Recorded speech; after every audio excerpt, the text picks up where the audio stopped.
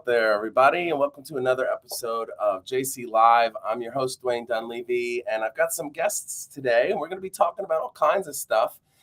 It is finally August 2023. We're more than halfway through the year, which I can't believe.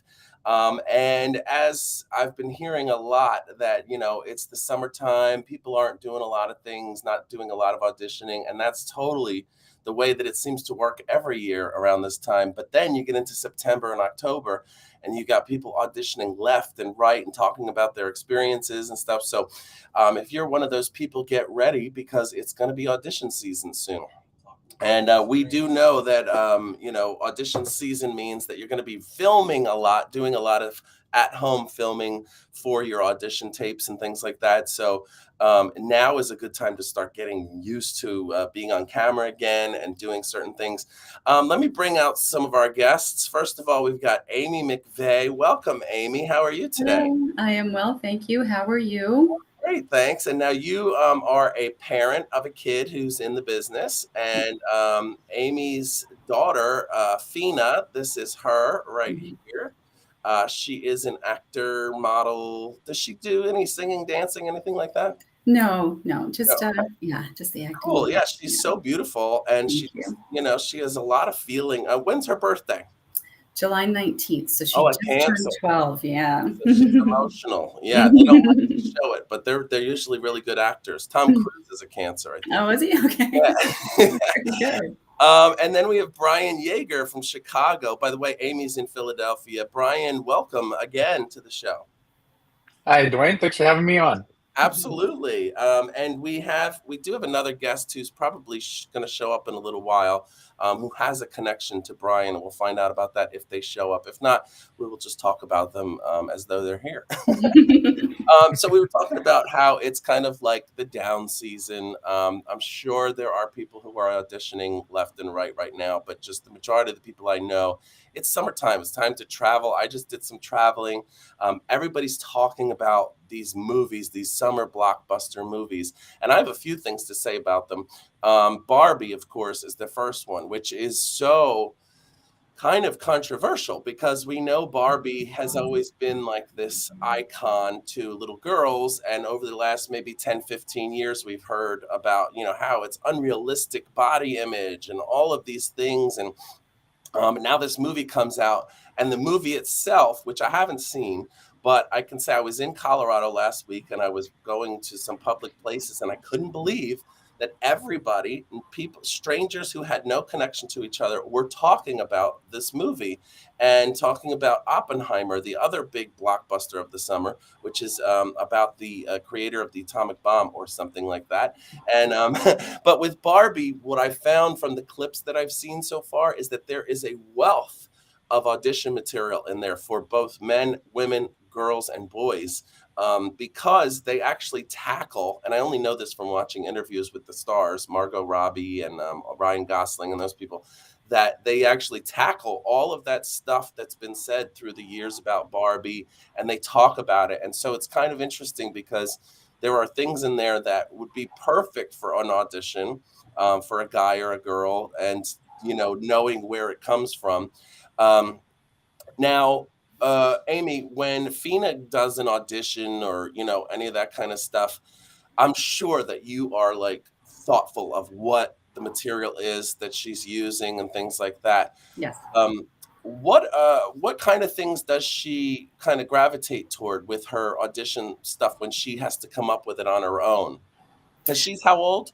She just turned 12. 12. Okay.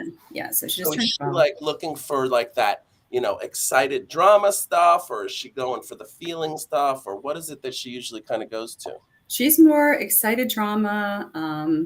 She loves the Avengers, for example. So like lots of action and movement. So she really enjoys a lot of high energy. Yeah. Yeah, that's great. So she likes, yeah. Yeah, and I'm always telling people that, to do your videos, even if you do some social media videos, even if you never let them out to the public, it's good to find things that you really love, like let's say an Avengers movie, and to do a 30-second or a 60-second audition tape using that material. And some people get scared. They're like, I'm afraid to change the material, like copyright. I'm like, no, you're not getting paid for this. Doesn't have any copyright issues.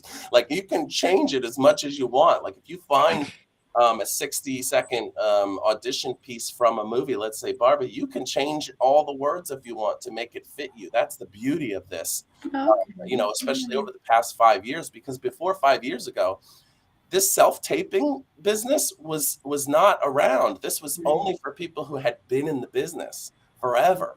So Yeah. the fact that you can now be in your home and auditioning for several movies, commercials, Netflix series, all this stuff Yeah. should be such a comfort. But what I find is that the young people are like, "Oh God, I don't, like that kind of thing." I'm like, you should see what happens. To do, get on a train or a bus and go all day to different places, whether you were sick or feeling it's kind of amazing. So how does she feel about doing her audition material stuff?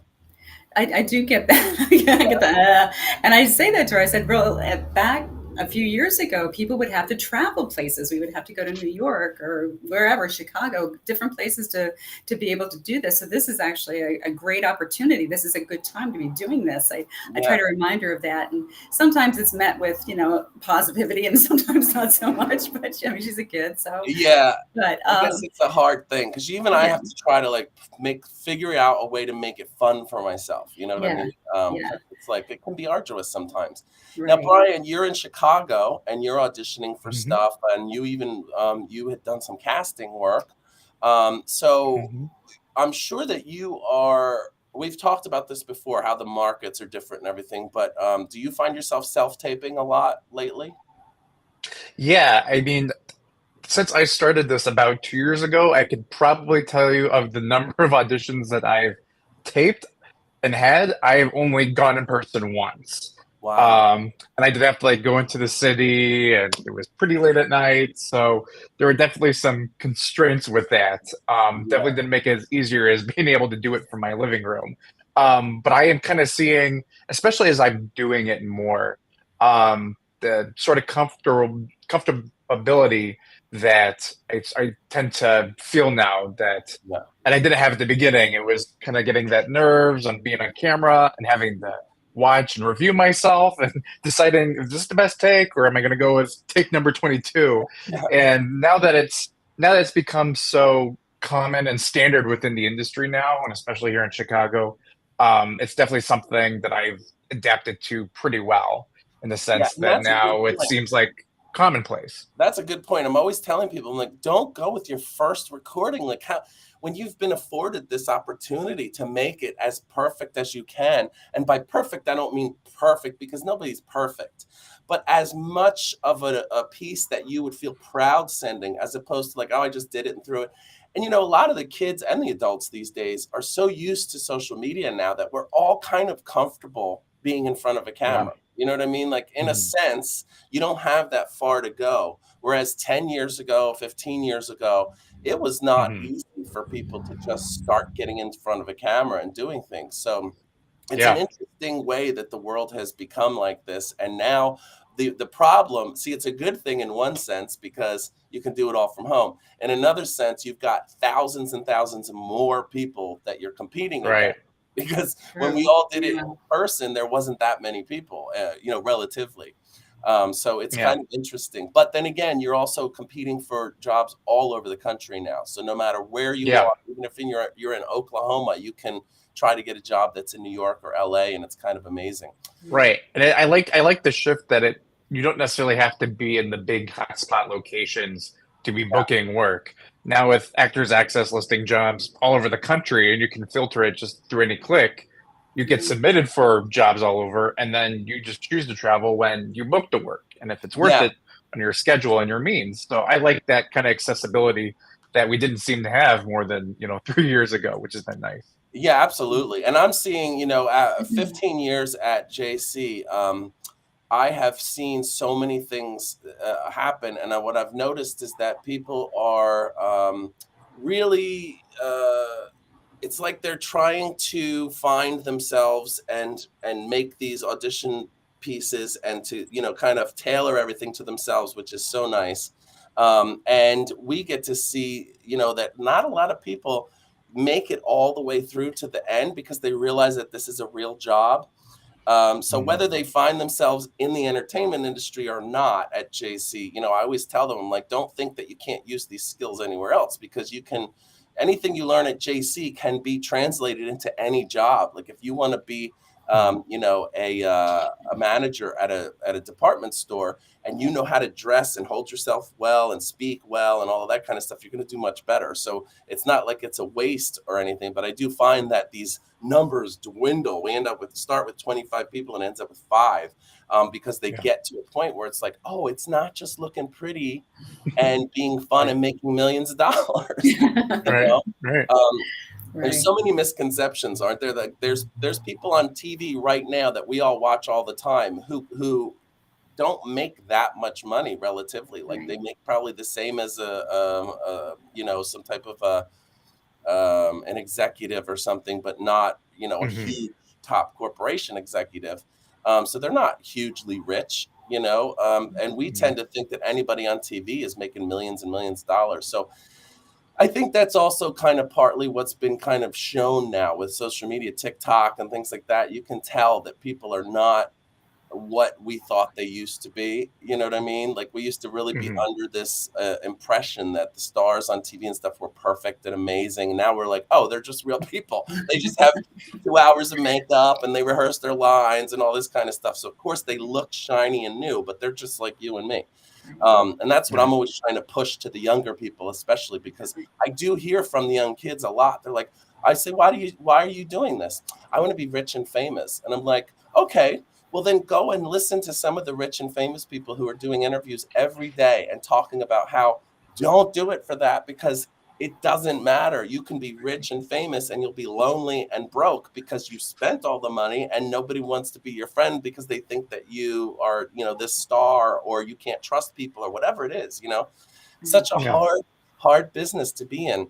Not that I'm trying to discourage anybody, because if somebody really wants to be in it, they're going to do whatever they have to, you know. Yeah. And that is a very important point to bring up for children, especially. And, you know, as a parent, trying to protect your child and making sure that they're not encountering negativity and feedback that's not positive, and, you know, making sure that this is what she wants to do for herself and for just because it's something that she's passionate about, not just because she feels like, you know, she wants to be famous, so to speak. But it's definitely important, and I'm glad that you brought that up, because it is really important for kids to know that it's something you have to have passion about for yourself, you know. And parents too, to make sure that your kids are actually passionate about it more than yourself too, because parents can kind of get wrapped up in it too. I think. If they really knew what fame was, you know, like we think of it as, oh, it's so glamorous and rich and fun.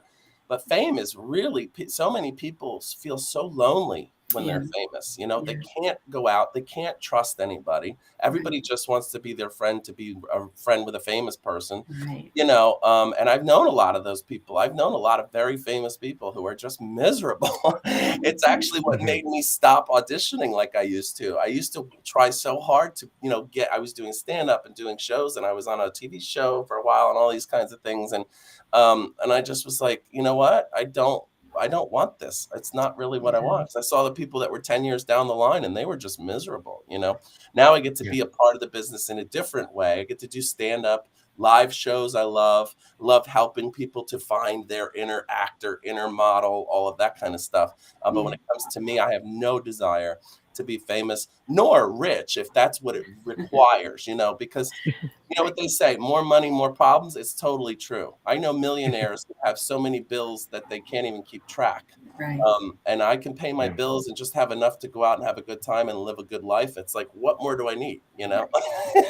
And to that point, Dwayne, where you're talking about, you know, that's when I did the casting job back in June and was casting for that commercial. Oh yeah, I what did was get what was it for? It was for a local insurance, Magnum Insurance. I believe they're locally based in Chicago. It's a local commercial here. And I was tasked with doing the casting of 50 background actors. So they already had the main actors lined up. So I had to get like the background films, and we shot in 3 different locations over like 5 days.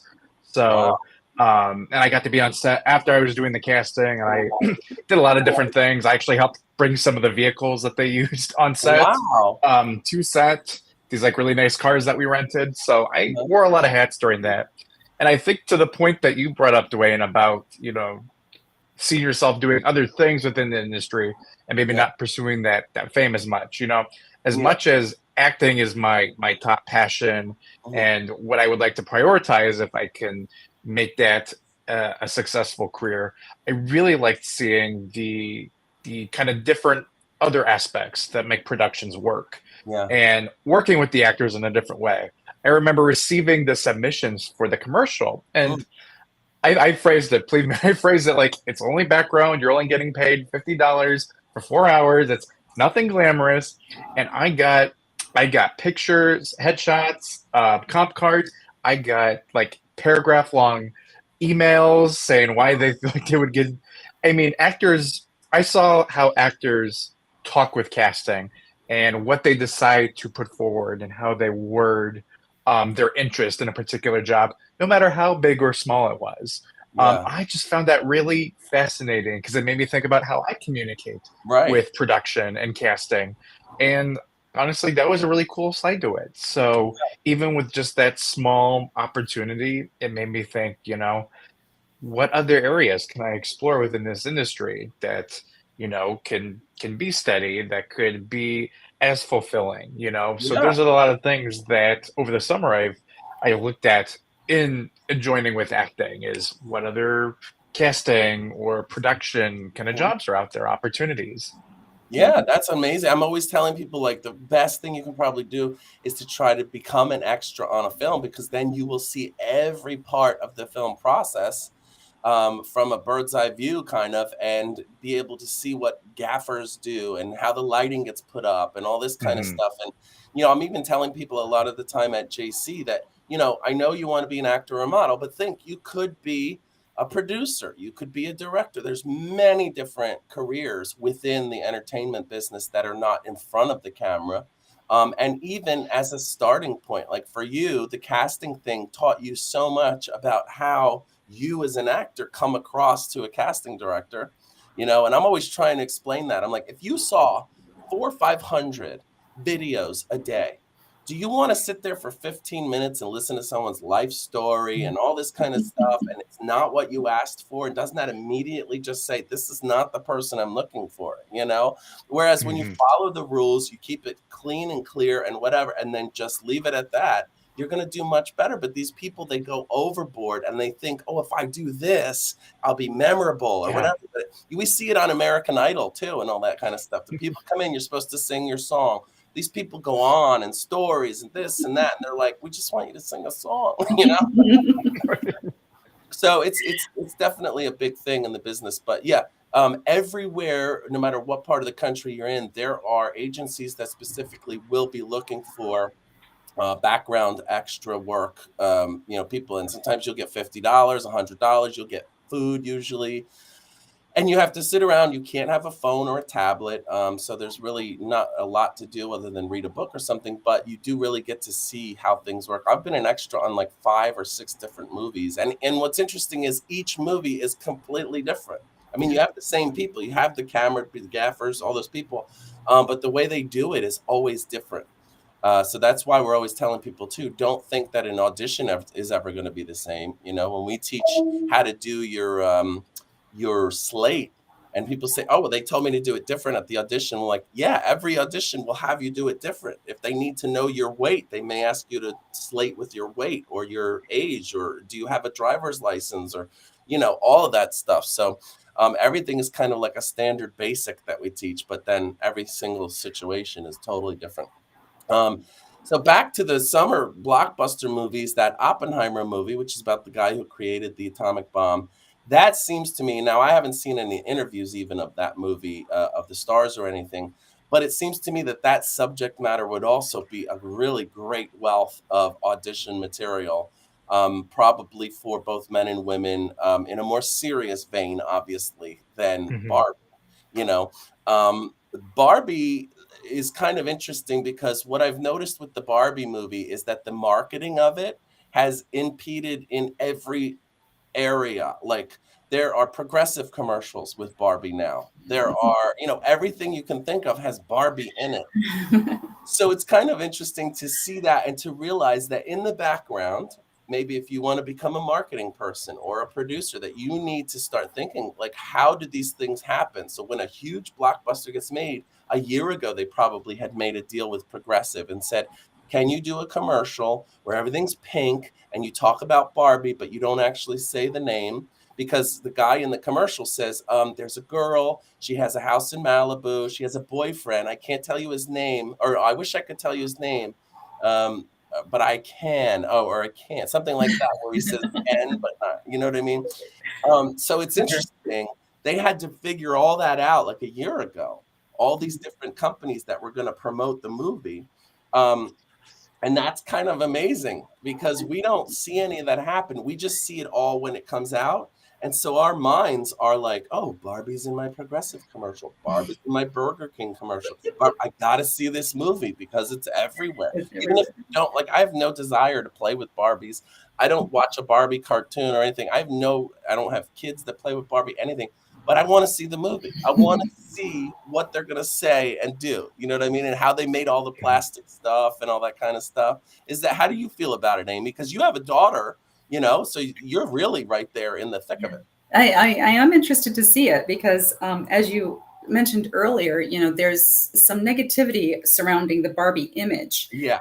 So I'm very interested to see it and see how they present themselves and what they do about that specifically, and how I remember there's one clip where one of the Barbies says something about, oh, my heels are on the floor, kind of like, because like Barbie's always on her tiptoes, like heels all the time.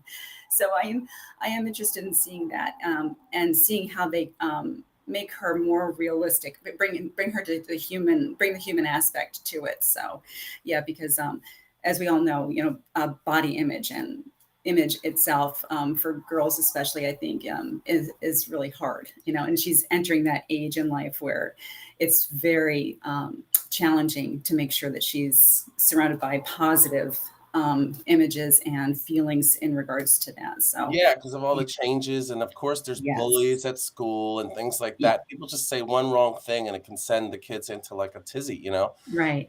It's kind of amazing. And when Barbie came out in the 50s, I don't know if you know it, but it was a husband and wife that came up with it. They started their company, Mattel, and the mom was at a salon or something and saw a little girl playing with a paper dolls and thought, oh, I should make like a 3D version of that for my daughter. So she did that, and that's what started Barbie. And back in the 50s, nobody was saying, don't tell girls they're not blah, blah, blah. They were like, yes, Yeah. make it tighter, that kind of thing. Yeah, exactly. So over 50 years, 70 years now, I guess, of it, we've gotten to believe. But I know that now there are Barbies that are more body conscious Barbies. There's bigger Barbies. There's different race Barbies, which is so cool. Definitely. They obviously made the changes that they needed to continue because they couldn't, Right. keep that up. But it's interesting because it does make such the movie controversial, which makes you want to see it even more in another sense, so it's kind of interesting. Now, I know that so let's see, we're in August, so September, October is when it's things start really, drumming up. We start to see a lot of auditions coming through because you have a lot of winter holiday stuff, all that kind of thing happening. Are you guys doing anything to prepare, or are you planning anything for your careers or your daughter's career, Amy, coming up, to kind of get the word out that that you're there to make movies, to make commercials, things like that? So I honestly, I have to be better about the social media aspect of everything, like posting on the Instagram and getting her image more present. Yeah. So, I honestly, because I resisted it for a long time just because of the ideas of social media and how cautious you have to be and like that. So, and I'm still very cautious, but I understand now how important it is. Yeah. So, I guess my goals have been to like really kind of make myself more accepting of what I have to do in that area to get Yeah. her name out there, so to speak, and to promote her more.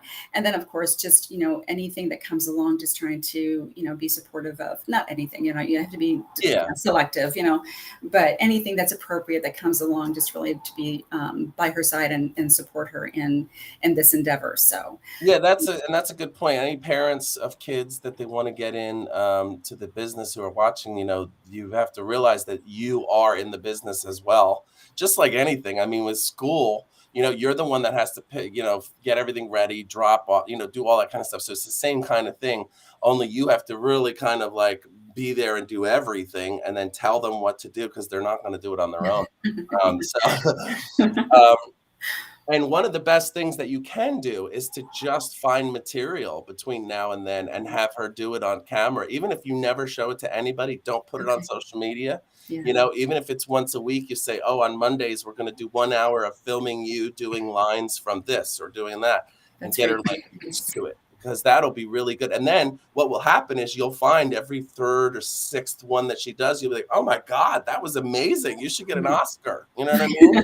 Thank So you. like Yeah, as you do it, as they say, practice makes perfect. And even if it's for no reason, it will give her the skills for when it is for a good reason.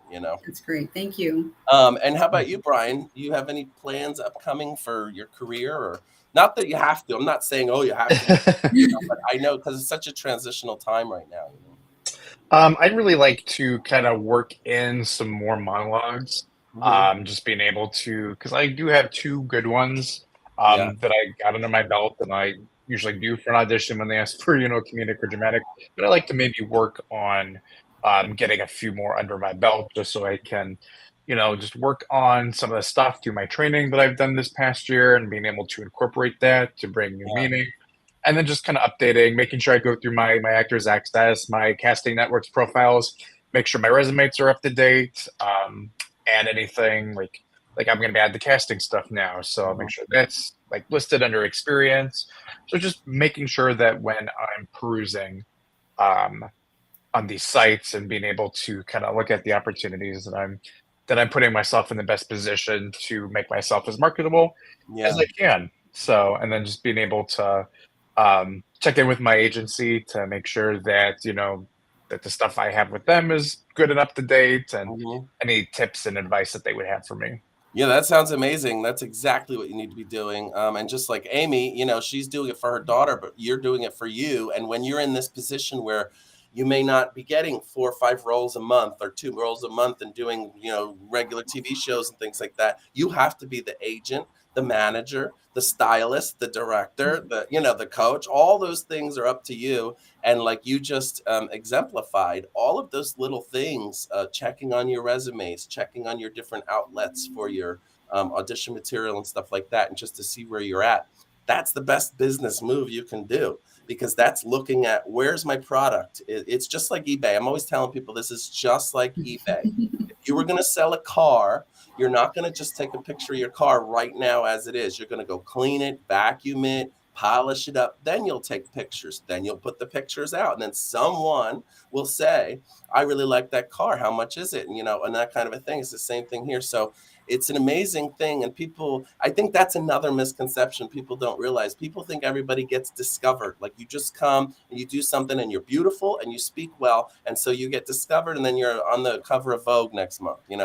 And it's like, no, there's the people that actually are on the cover of Vogue have probably been doing it for 15, 20 years, building up their skills, building up their knowledge and the people that they know, and networking. And just like you said, Brian, you had, now you did that casting job, and you were looking for people and you ended up, now Kayvon probably couldn't make it for some reason last minute. Who knows? I always say actors, you can't expect them to be on anything live, because they're usually having to run or do something or whatever. So I totally understand. But you ended up hiring Kayvon for the backup work Mhm. job, which is a great testament to the fact that when people or you network, that's where a lot of the work comes from in this business, right? And so you had known Mhm. him before, but you hadn't met him.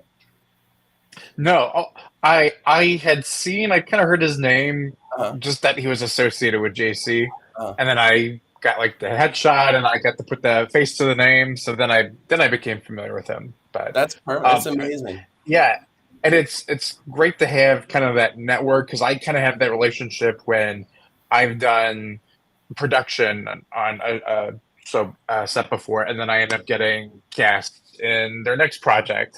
So that's happened Yes. once or twice in my career. So it is really just developing those connections to make sure that you stay um, well informed within your circle, and that those circles can know what you're up to, and see if they have like other people that they know, so you kind of work to build those different opportunities with one Yeah, and another. being pleasant. I mean, people don't realize that, one little moment, if you piss somebody off or you rub somebody the wrong way, that could be it because you don't want to be on a set 10 hours, 12 hours with someone who's unpleasant, egotistical, bored all the time, this kind of stuff. So when you are a person who works well, is pleasant to be around and all that kind of stuff, and someone knows that, you go way up on that list of like, I want to work with these type of people. As soon as Hmm. somebody's like, excuse me, I need a drink, I'm so thirsty, like this kind of thing. You didn't bring your stuff that you should have and you're not ready, it's like, what are you going to do? Right. Now, Brian, are you SAG or AFTRA, SAG-AFTRA? Are you No. union? Okay. So, and that's another misconception. People think, oh, I have to be in the union or I'm not going to do anything. And it's like, no, you get a lot of work that it's not union, especially when you're Hmm. starting out. It's really good practice and you may not get the top pay or the breaks and all that kind of stuff. But it's really good to work your way up to that anyway. So that's really good. Hmm. Well, as usual, we could probably talk all night, but I just wanted to get you guys' point of view on these things that are happening now. And thank you guys so much for coming on the show again. And thank you so much. Of Hopefully, we can course. talk again soon, maybe during audition season. If you guys start getting auditions and things, and if you do any auditions, or if Fina does any audition that you think is really great, and you can show us on the show the audition, Okay. for Brian, if you do something like that and you want to show it on the show, let me know because I always think of this as great because since this is JC's YouTube channel, people do look at these and usually not live because we're all different times. So it's not like anybody's sitting there Hmm. waiting to watch this live. You know what I mean? But Yeah. later, and they go through the YouTube and they go through and they watch them separately because this will go from like 2 viewers to like 50 by tomorrow, and then it could be 150 next week. And agents are not stupid; they know where to look for people and where to find really good, talented people. So I always think this is such a great outlet for your work too. So thank you Absolutely. again, both for being here and taking the time to be here, and I will look forward to talking to you all again. Likewise. Thanks, Dwayne. Take All right. care. Nice to Likewise. meet you. Thanks, Dwayne. Nice to meet All you, right. Amy. Thank you all for Bye. watching, and we'll see you next time. Bye. See you.